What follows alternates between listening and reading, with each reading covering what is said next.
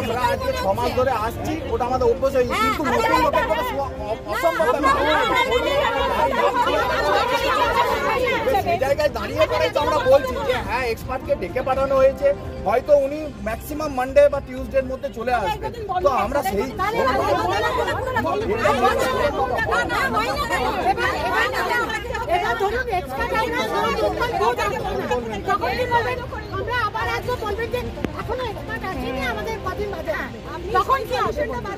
আপনি দায়িত্ব নিচ্ছেন যে বুধবারের মধ্যে না ওরকম ভাবে ডেট দিয়ে পরে সম্ভব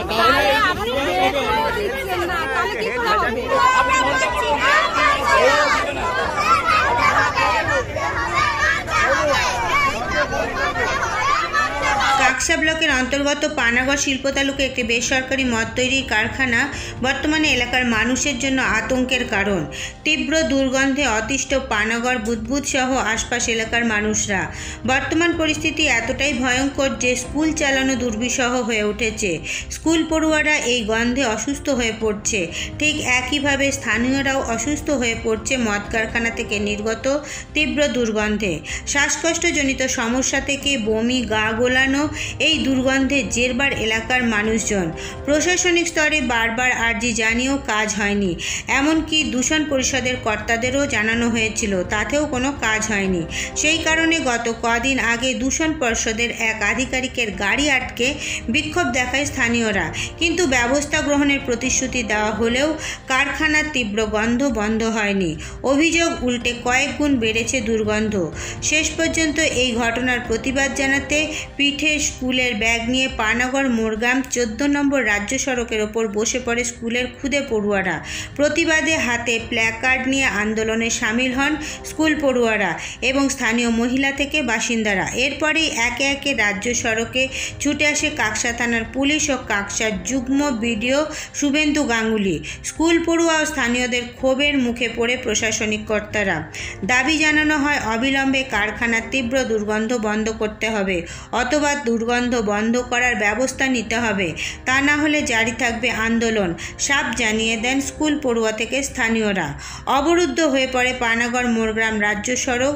এরপর প্রায় 3 ঘন্টা অবরোধ চলার পর কাকসার যুগ্ম বিডিও শুভেন্দু গাঙ্গুলি প্রতিশ্রুতি দেন আগামী 15 দিনের মধ্যে পরিস্থিতি মোকাবিলায় প্রয়োজনীয় ব্যবস্থা নেওয়া হবে। এরপরেই উঠে যায় রাজ্য সড়কের অবরোধ।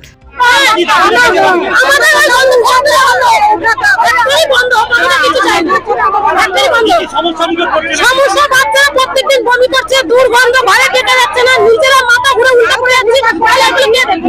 কে দেখবে? ছোট ছোট বাচ্চাদের যে অসুস্থ হয়ে পড়ছে কে দেখবে? দেখবে কারখানা দেখবে? দেখবে না। সন্তান গেলে আমার যাবে, সন্তান গেলে ক্যাম্পে যাবে, ওদের কিচ্ছু হবে না। তিনি তো ভিডিও ম্যাডাম এতদিন ধরে পদক্ষেপ নেননি, তার পরিবর্তে আমরা আজকে পথ অবরোধের নামে বাধ্য হয়েছি। মানে অতি বিরক্ত না হলে প্রক্রিয়া চালায় না, কারণ প্রত্যেকটা মানুষের দুর্গন্ধ এতটাই আমাদের খারাপ লাগছে, পরিবেশকে দূষিত করেছে, যে পরিবেশের জন্য আজকে আমরা পথ অবরোধের জন্য প্রস্তুত হয়েছি। নাহলে আমাদের কোনো দরকার ছিল না সাধারণ মানুষকে পথে আটকে রেখা। কতটা আমাদের এখানে যেদিন থেকে মদ ফ্যাক্টরিটা চালু করেছে তার আগে এই ফ্যাক্টরিতে এতগুলো ফ্যাক্টরি থাকতে আমরা কোনো দুর্গন্ধ পাইনি, কিন্তু এখন আমরা বর্তমানে মদ ফ্যাক্টরি চালু হওয়ার পর আমরা এই গন্ধটা উপলব্ধি করছি। আর 6 মাস ধরে এখানে মদ ফ্যাক্টরি খুলেছে। আমাদের এখানে কারখানা চলবে না, আমাদের বাচ্চাগুলো অসুস্থ হয়ে পড়ে যাচ্ছে, আমরা মাথাগুলো পড়ে যাচ্ছি। যে বাচ্চা আজকে জন্ম নিচ্ছে কে অক্সিজেন নিতে পারছে না, তাই জন্য আমাদের এই দাবি এখানে কারখানা চলবে না, এখানে চলবে না কারখানা। গন্ধটা দুর্গন্ধ বন্ধ করতে হবে, আমাদের দুর্গন্ধ বন্ধ করতে হবে। এলাকার ছেলেরা শিল্পতে কাজ পায়নি, এলাকার ছেলেরা শিল্পতে ব্যবসা করতে পারে না, এলাকার কোনো স্বার্থ পরিপূর্ণ হয়নি, আমরা তার সব ছেড়ে দিলাম। একটাই আমাদের দাবি, গন্ধ বন্ধ করুন, সুস্থভাবে আমাদের বাঁচতে দিন। আমাদের কোনো দাবি নাই, আমরা গরিব, আমাদের এলাকার লোক সকাল হলে ছাদ ঢালাইয়ের কাজে, লেবারের কাজে চলে যায়। আমাদের লোকেরা গরিব, আমাদের লোকেরা লোকের কাজ করে, কিন্তু কারখানার কেটে কেউ কাজের দাবি করতে যায়নি, ঠিক আছে? কিন্তু আমাদের দুর্গন্ধ খেতে হচ্ছে।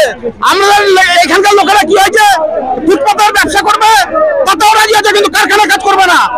আমরা খুশি, কিন্তু গন্ধ বন্ধ করতে হবে, গন্ধ বন্ধ করতে হবে, সুস্থভাবে আমাদের বাঁচতে দিতে হবে। আগে আপনারা তো ওখানে ছিলেন না, আগের দিন ছিলেন তো, আমরা গেছিলাম ওখানে, তাহলে আপনি পুরো ঘটনাটাই আপনি জানেন। আপনাকে পলিউশন কন্ট্রোল বোর্ড বলেও দিয়েছে আপনাকে কি মেজার নিয়েছে, সেইটা আপনি ওখানে আপনারা বলুন, তাহলে সেটাই হবে।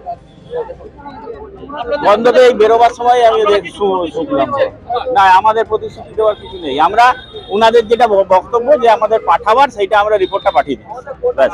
আমি নিজেও পর্ষদের নতুন এখন ওই দপ্তরে, আমাদের পরিবেশ দপ্তরের নতুন যিনি সচিব হয়েছেন, আমি তাকে অনুরোধ করেছি, প্রশাসন দেখছে ওটা। আমরা নিশ্চয়ই কোনো পরিবেশ দূষণকে সমর্থন করি না, এবং সেটা যাতে অতি সত্বর এই ব্যাপারে ব্যবস্থা নিয়ে উপযুক্তভাবে পরিবেশ দূষণকে বন্ধ করা যায়, তার জন্য সচেষ্ট হওয়ার জন্য আমরা চেষ্টা করি।